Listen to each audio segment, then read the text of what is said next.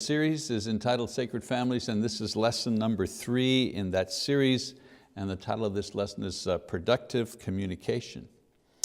Well, so far we have set forth the idea that sacred families, the ones that are truly set apart for God's service and glory, begin with biblical marriages.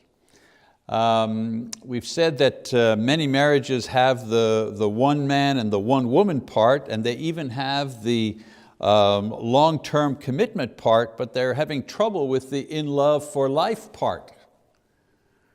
So in a sacred family, a biblical marriage consists of one man, one woman for life.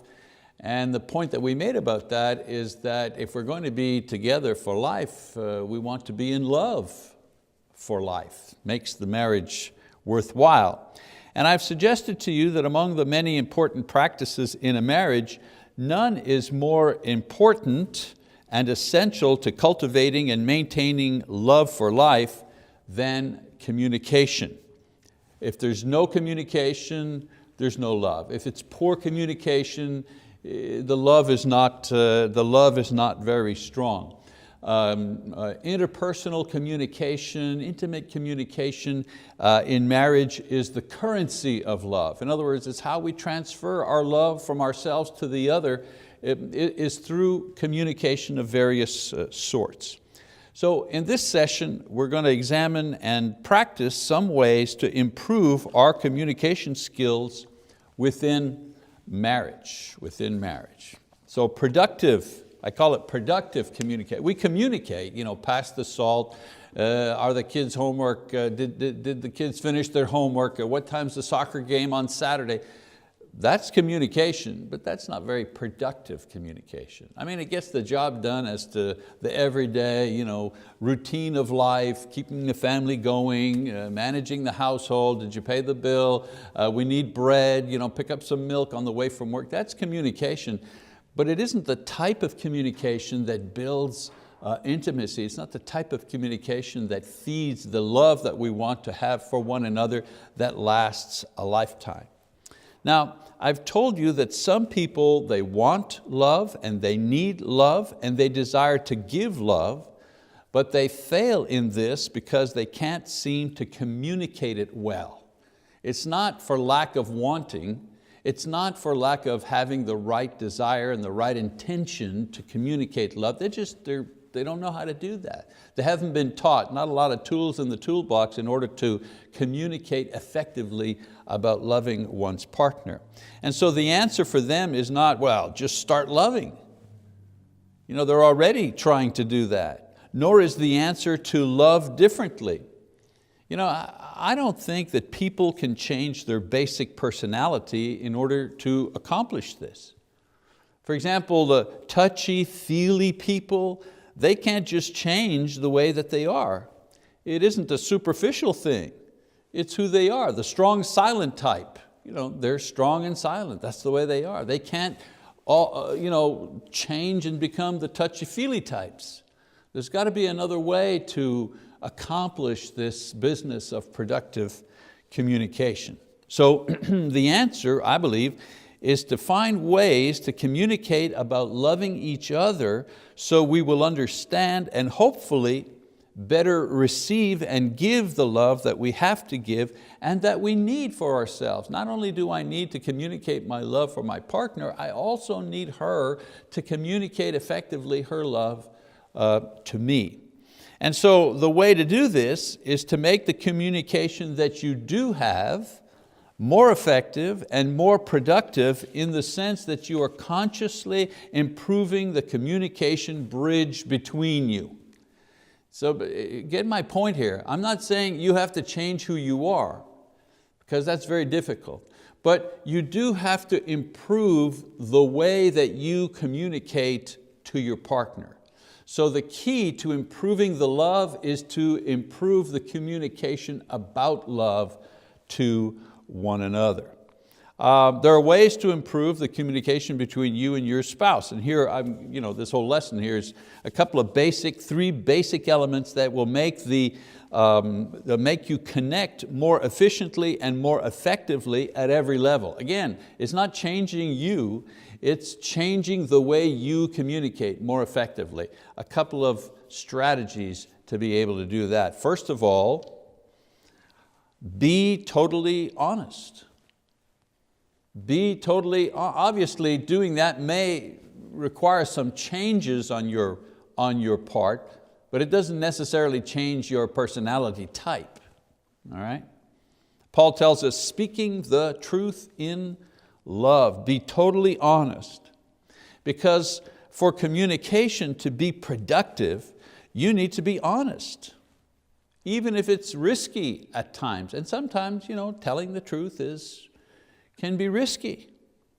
A lot of times we say what the other person wants to hear so that we can get what we want. That's not productive communication.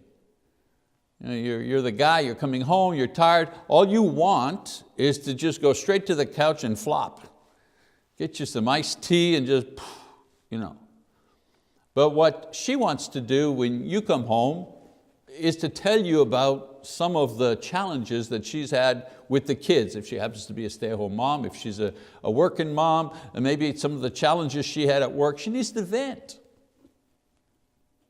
And so you're coming home and she's venting, and in your mind you're saying, okay, well, I want to sit down and just flop, but I'm not going to get what I want until I listen to her for a while. And so you politely go, yeah, Are you listening? Well, no. You're giving her what you think she wants. She wants you to listen to her venting. You think, you're going to give that to her, because if you give some of that to her, you'll finally be left alone so you can go flop on the couch. It doesn't, Have you listened? Yes. Have you communicated? No. Words have been exchanged. You've put on a good show that you're actually listening when you're really not. You're just marking time till you get what you want. Right there, that little scenario, that's not honest communication. That interchange is not going to improve the relationship. Better you would have said, let's say the guy in our little example, better he would have said, I see that you've had a rough day. If you just let me just go wash up. I just need to sit for a minute, catch my breath from my day, because I've had a hard day. And then let's talk. You tell me about what will happen. I'll really be able to give you my attention then. Hey, that's honest. It's risky. She might get mad and say, oh, sure, well, I really need you now. Maybe. But maybe she will be appreciative of, well, if I just hold back a little bit, give him a little room, I'm really going to get his attention. He's really going to be listening. That communication in a half hour from now or after supper, that will become productive communication. That will have the power to draw these people closer together. So just giving the other person what they want, not being honest, that works in the short term because you get what you want, but it's disastrous for a long-term relationship. Now, the best example of this is when we compare the hierarchy of needs that men and women say that they need from each other. This little survey that I'm going to share with you shows what men and women acknowledge privately. They don't say it openly, but privately as their top 5 needs from their partner, but rarely acknowledge these things to each other for fear of ridicule or rejection. The hierarchy of needs according to survey. What men and women said were their top 5 needs from their partners in marriage. Like, of course I need a car, but I need oxygen. You see what I'm saying? The top. If I were to say my top 5 needs, I couldn't say a car, because I need oxygen, I need water, food. So the service said the top 5 things that you need from your partner, like you need oxygen, like you need water to stay alive, but what are the things you need from your partner to keep the marriage alive, to keep the love alive? So we start with the women, what they said they needed from their husbands, women's needs. First, affection. Not necessarily sex, but affection, displays of affection, romance, cuddling, holding, tender words, tender touches, not necessarily sexual in nature, but just a caress, a holding of the hand. Second on their list, they need attention. A little bit about what I was giving you that example. She needs his attention. And if he was honest, he would have said, you know what, I understand what you need right away. You need my attention, but I can't give that to you right away. But if you're willing to wait just a little bit so I can wash up and and then I can give you what you need. And in the hierarchy, attention was very important.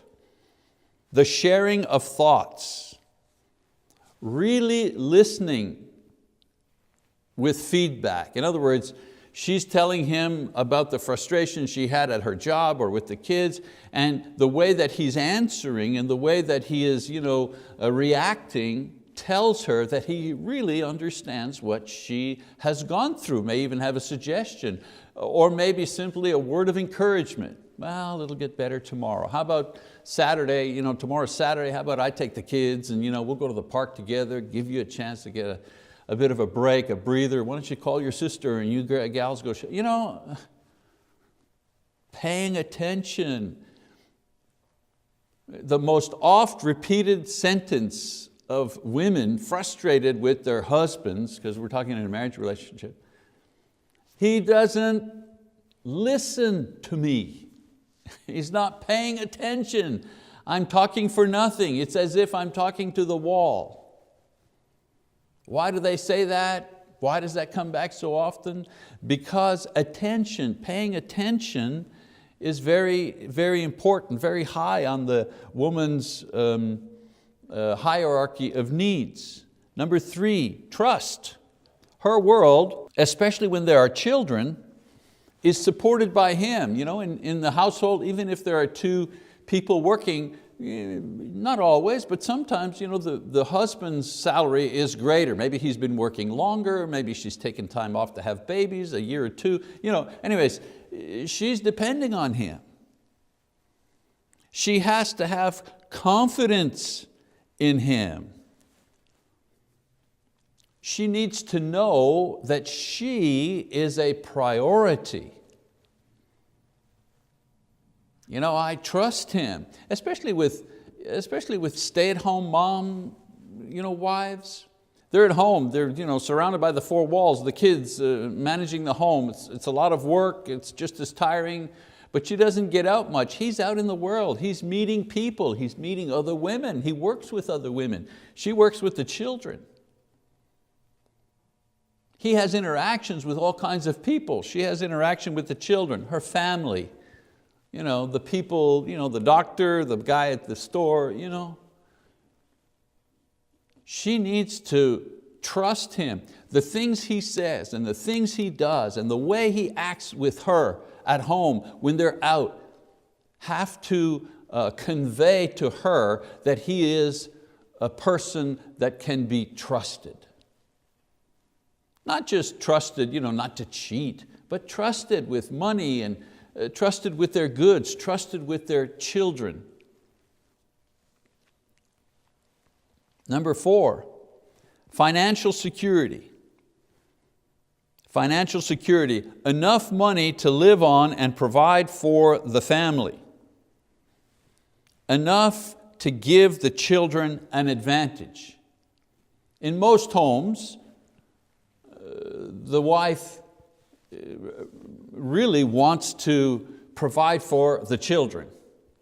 I know it happens, some women they want more money so they can buy nicer clothes or get a better car, but I think that's the exception and not the rule. The rule is that mama wants the resources to be able to give the kids what they need. Not just food and clothing, but advantages. Little Mary seems to have a talent for music. Well, let's get her some music lessons.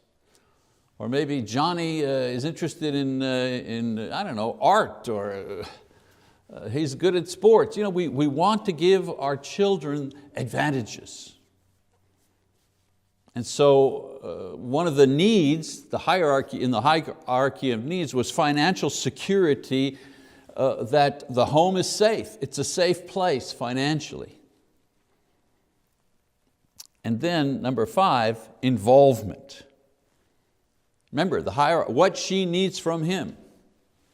She needs his involvement, getting involved in the home and in family matters.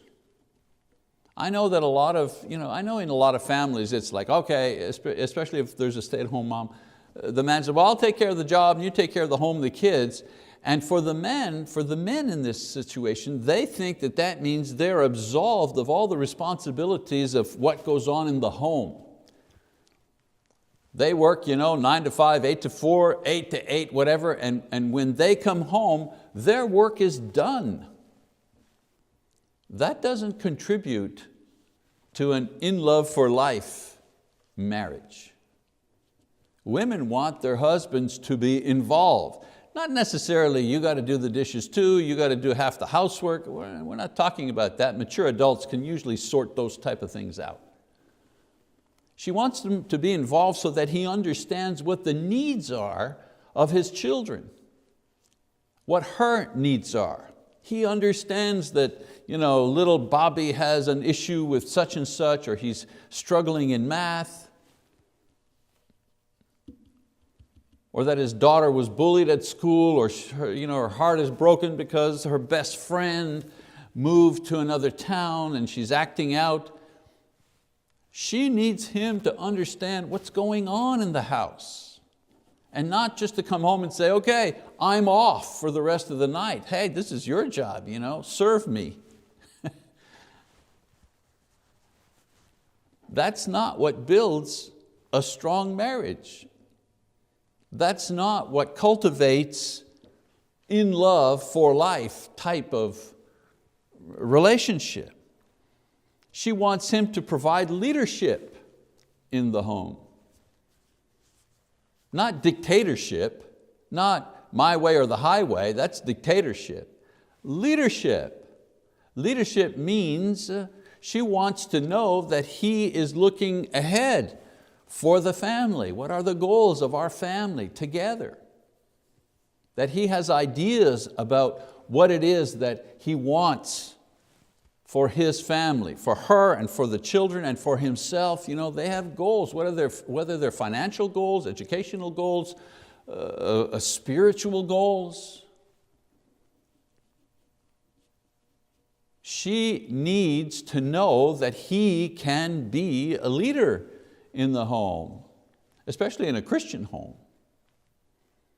All right, so those are the 5, we keep on going here, but the 5 hierarchy of needs, 5 top needs women said that they needed from their husbands. They need those things from their husbands in order for them, the women, to be satisfied, to feel safe, to feel secure, to maintain that in love for life relationship. All right, what do the men say? What are their top needs? Can anybody guess what the men said, what their top need was? Yes, of course, sexual fulfillment, yes. It's the number 1 need because that's the way God created men. All this business about, oh man, men, that's all they think about is sex, what's wrong with them? Well, there's nothing wrong with them. God actually made them that way. Just from a biological perspective, the natural production of seminal fluid in a man that continues throughout his adulthood causes the constant need for physical gratification.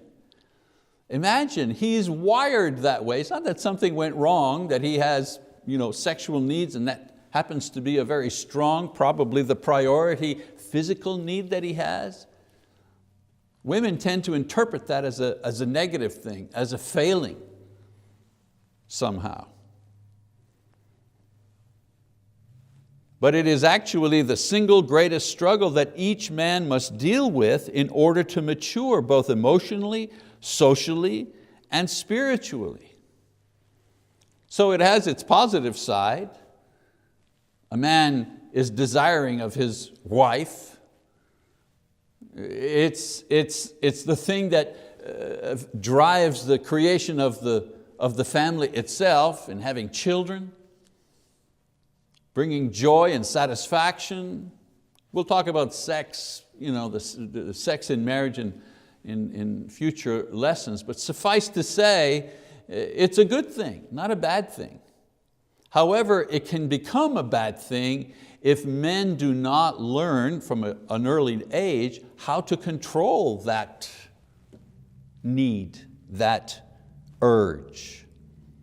I used to tell my sons, when they were very young, as they were growing into mature, adolescence and young manhood, that was the green monster. You had to take care of that. You had to control that. It's there. We acknowledged it. This is how men are. This is how they feel. And it can be the source of great joy in marriage, but it can also be the source of a lot of trouble in and out of marriage. I mean, just take a look at the tabloids, the newspapers. How many men have ruined not only marriages, but ruined careers, ruined their lives, gone to jail. Why? Because they just couldn't control this urge. They could not find a way to control themselves. They would just give in to every impulse. And of course, we live in a world that is constantly stimulating that in men for marketing purposes, right? You have half-naked women selling ball bearings and, and wrenches, and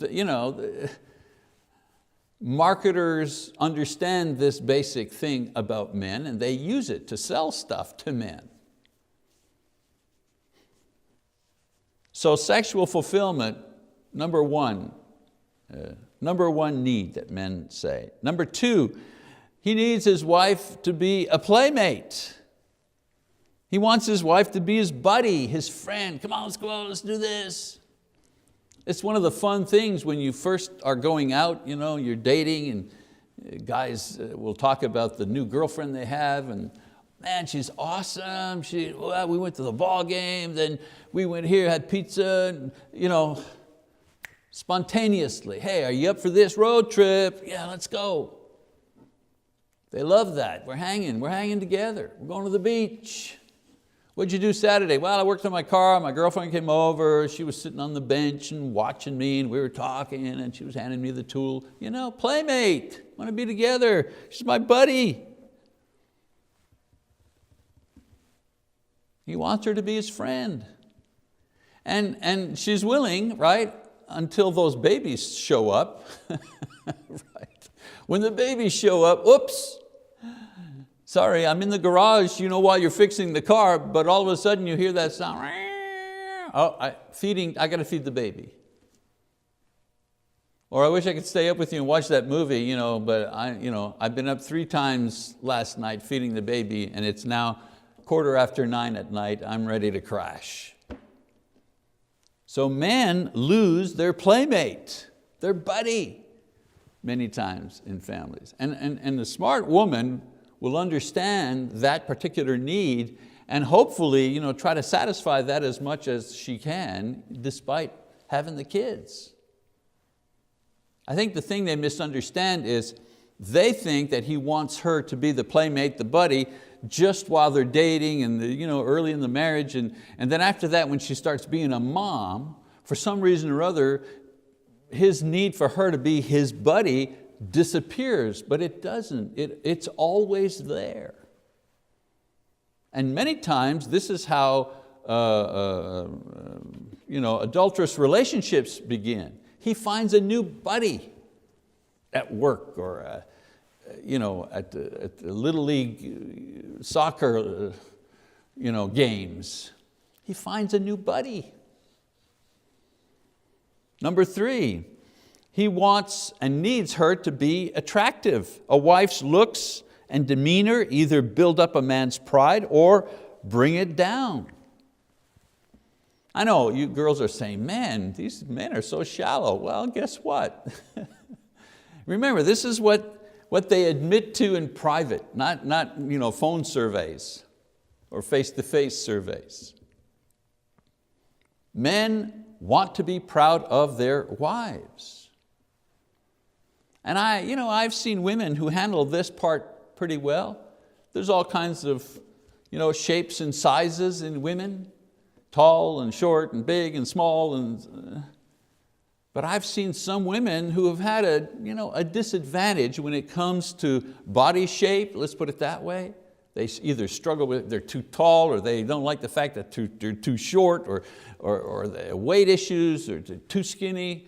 In my experience, most women don't like the way they are. And I blame that on, again, marketing. The marketers present the ideal woman and everybody's got to be like her. Well, obviously not everybody is like her. But what I was saying is that I've seen some pretty smart women who know how to make the most of what they have, is perhaps what I'm trying to say. They make the most of what they have. They accentuate the positive things in their appearance to remain attractive to their husbands, pleasing to him. Because it's one of the things he says he needs from her. Imagine, needs. Not just I would like for it to happen. Needs. Number 4, domestic support. A quiet, clean, accepting home. Again, not fair. You got 4 kids running around, it's pretty hard to have a clean, uncluttered home at 4 in the afternoon, right? He's saying that's what he needs. He needs domestic support. The home as a shelter from the bombardment at work. He says that's what he needs. From her, he expects her to be the one to provide this for him. Again, does it sound fair, especially if she also has a job? But there's the expectation from the male, from the man's point of view, that to provide quietness, to provide a home that's orderly, to provide an environment, that the woman is the one that is able to create that environment, that should create that environment. Again, I'm not saying that's the way it has to be. I'm saying this is the expectation. And then number 5, admiration. He wants her to admire him. Ooh, you're so strong, you're such a big, powerful man, He wants her to admire her. I do it with my wife. How'd your day go? Well, I did this. Hey, I finished this series, or we got so many hits on our website, and oh, good for you. You're such a big, strong preacher. Yeah, men need admiration from their wives. And again, I'm just saying, a lot of affairs start this way. All of a sudden, somebody else starts to admire him.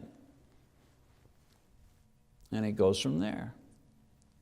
Now, what the survey showed were things that we probably already knew from experience and casual observations. First, that men are generally immature, right? And they're more self-centered. They want attention, they want gratification, and they're not always willing to give in exchange for these things. So, men, they need a little coaching. They need coaching in relationship building. They need coaching in order to build that in love for life type of relationship. Because all the things they mentioned, right? Sexual gratification, a playmate, attention, all those things that they mentioned, admiration, all things I want, me. And then we learn some things about women also, that women are conflicted. just from the hierarchy, we see that women are more high-minded, and they're usually willing to invest more in order to make a marriage work. I've seen that in counseling. Most of the times in a counseling situation, it's the woman that will come in first. And eventually, drag that old boy in, eventually. When it starts to hurt enough, he'll come along. But usually the woman is the one that has more investment in the marriage, willing to make more concessions. However, they tend to ask for conflicting things.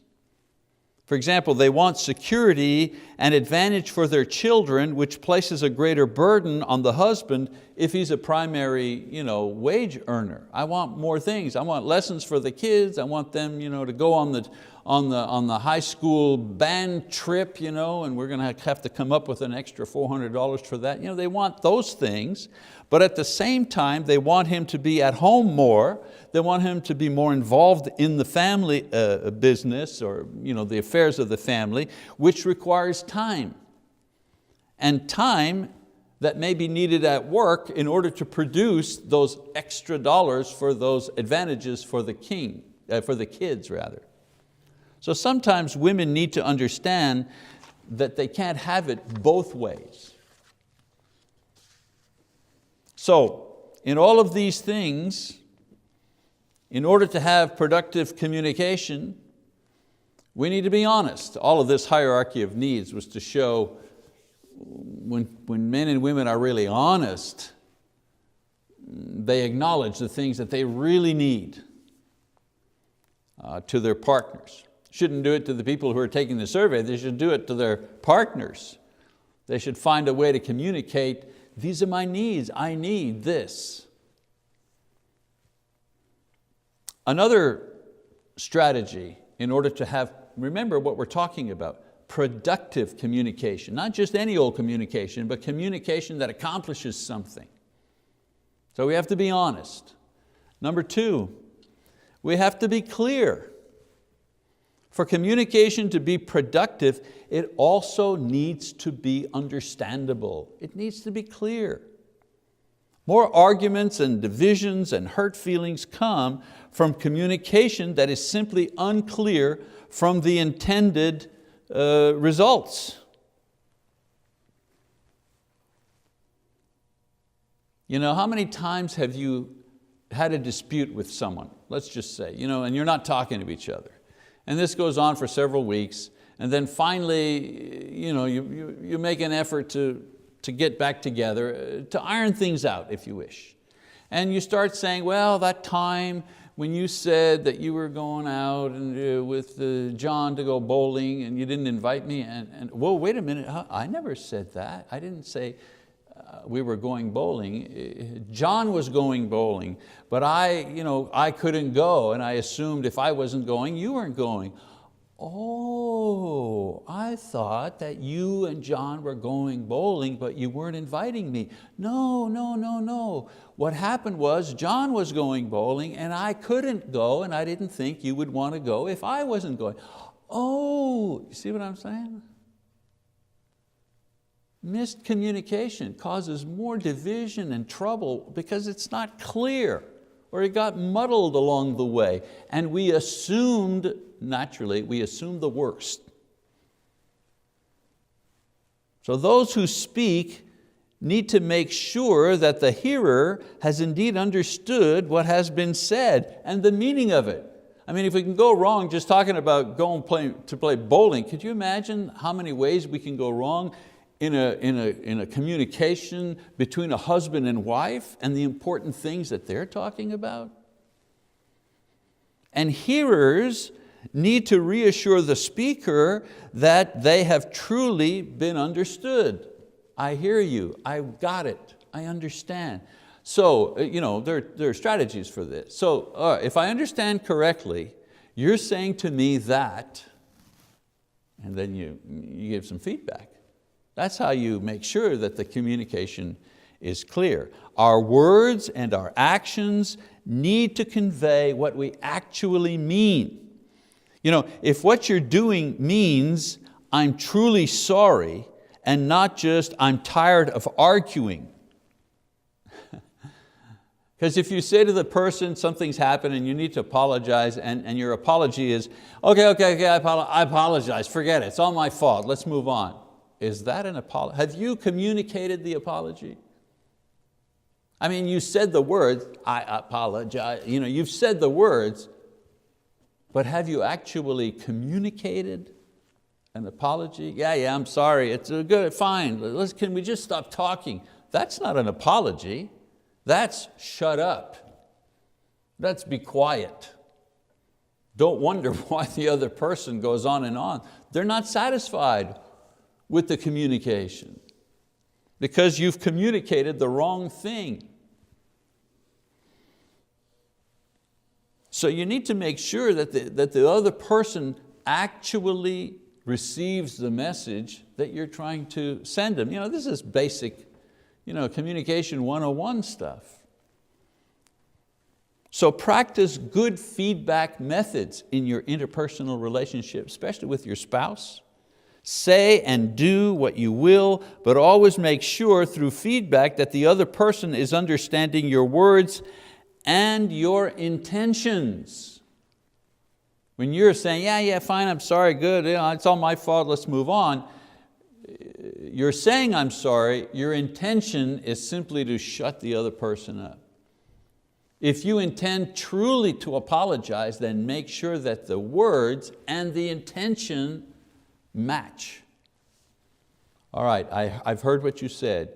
You told me that when we were discussing this, it seemed that my attitude was I didn't care and this hurt your feelings. Well, I'm sorry, the last thing I wanted to do was to actually hurt your feelings. Let's go through this again so we can understand. Okay, there's an apology. There's something constructive that the two of you can work on. Productive communication doesn't insist that you agree on everything. It isn't productive communication. The goal of productive communication is not that you agree on every issue. The goal of productive communication is that you understand clearly what the other person is saying, whether you agree or not. Because if you understand what they're saying, you have a much better chance at agreeing, or at least agreeing to disagree without creating a division. So productive communication requires honesty, it requires clarity, it also requires completeness. You must tell the truth and express it clearly and tell all of it. A little bit like when you're under oath, I swear to tell the truth, the whole truth, and nothing but the truth, all the truth. Now some people don't agree on this point. They say, nah, you got to keep some secrets, you got to keep part of yourself private. Remember, I'm always talking in the context of a marriage. But when one area in your life is taboo, or one of the partners declares a problem or a discussion off limits, don't go there. Somebody says, oh, don't talk to them about that. Oh, no, you can't discuss that. We can't discuss that. This type of thing breeds frustration and resentment and a gradual closing down of the communication network between people. If one person makes it known that you cannot go there, you cannot talk about this, you will not talk about this, something that really has something to do with your relationship, well then the other person might be thinking, what other areas are off limits that we can't talk about, that we cannot discuss? And then the next thought will be, well maybe I should have some areas that are off limits. If you've got some off limits, I've got some off limits. If you've got a locked box where you keep your secrets, well maybe I ought to get myself a locked box and start keeping some of my secrets. I'll tell you right now, nothing kills love more than secrecy. Because love cannot grow in the shadows. And if you want to breed mistrust in your relationship, start keeping secrets.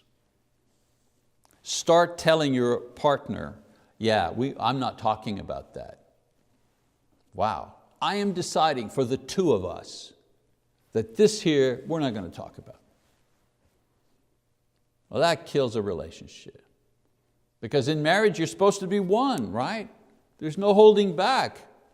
I mean, you've experienced the closest intimacy that two individuals can actually share, which is sexual intimacy.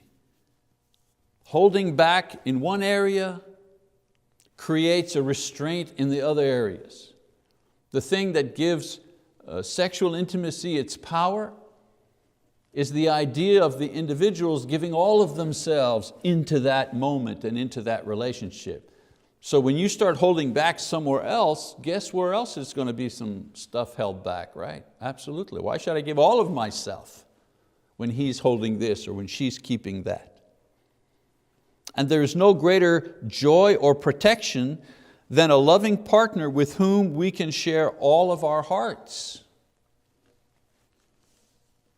I remember when Lisa and I were going out together, engaged and married in our early marriage. You know how you talk a lot because you don't know everything about each other. And I remember I just told her everything, all the bad junk. All the bad junk, because I didn't want anybody else to ever hold anything over her about me that she didn't know. You couldn't blackmail me. You can't blackmail me because she knows it all. That idea. And vice versa. There's no secret place. There's no unturned rock, I've worked in a lot of different churches and had a lot of offices, different secretaries and administrative assistants in my work, and I've always told them, you know what, when I'm not at the office and if I call you and I need you to go into my office and look in a drawer because I forgot a piece of paper, a piece of whatever it is, don't be afraid. Don't be embarrassed. You will not find you won't find a bottle of whiskey hidden underneath the thing or pornography. It's all open. It's all paper clips. Don't worry about it. When there are no secrets, nothing to hide, it's liberating. You can be free with one another. And your relationship is protected against others who might try to harm it.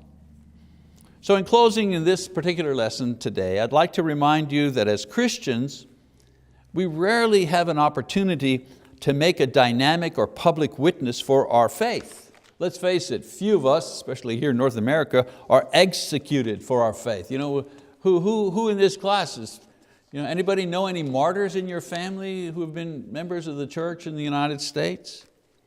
Few write famous books or become public figures. We're all pretty ordinary and leading ordinary lives. Most of us, we live ordinary lives, and it is with these ordinary lives that we make our statement of faith to other people. Now, faithful, Christ-centered, and loving marriages are the single greatest witness that we will probably ever make for the Lord before this unbelieving world. Because if you're at work, they may not pay attention too much to, if you read your Bible during lunchtime and have some casual discussion about religion, and they know that you don't smoke, you don't go out to take a smoke break, and you don't go with the boys to the bar. They might not know that about you. But the thing that'll really impress them is the kind of marriage that you have, because they can really relate to that. They can really compare what they have to what you have. You can give a tremendous witness based on the marriage that you have. And to be in love for life is a true and powerful service to God, and it reveals His glory to those who see it and are blessed by its warm glow. I mean, it's the brightest star in the crown of a sacred family. Aren't we all impressed when we see a couple in their 80s, in their late 80s, even 90s, if God has blessed them with that long a life, and they're walking in the park or down the street and you see them holding hands and they're arm in arm and even showing affection? Don't you go, oh, doesn't everybody say, I want to grow old like them. We never say, oh, that's disgusting. I never want that for myself. I'd rather be divorced. Nobody says that. We all say, wow, isn't that beautiful? They're old and probably the sexual intimacy part of their relationship has probably died out because of old age. And yet look, they're still in love and they're still affectionate and they're still wanting to be close. Most people that I have served in doing a funeral for their loved one, especially in one of those situations where they've been married 40, 50, 60 years, and you ask them and talk about their partner, and they say, it would have been okay to have her one more day or one more year. They're never in a hurry to lose their partner. When you're in love for life, this is how you feel. So, loving marriages, bright star in the crown of the sacred family. And honest, clear, and complete communication will serve to first ignite and then maintain excuse me, that married love for a lifetime. Remember I said communication, it's the currency of love. It's how we trade, it's how we give and receive love. It's so important. So with that in mind, I'm giving you a little assignment. You have your worksheets that you can take notes with while we're doing the lesson. But for this lesson, I've included an additional sheet, and it's a productive worksheet.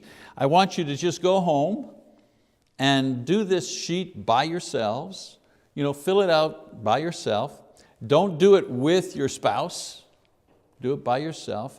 And then when you have a moment, when the kids are in bed and you turn your cell phone off so that you have at least an hour where you can talk, then share the answers. Compare your answers on that productive worksheet, and I guarantee you it will spark the conversation. It'll start the conversation going and hopefully add to the value of your existing relationship. Okay, that's it for this time. Appreciate your attention, and we'll see you next week with another lesson on the sacred family.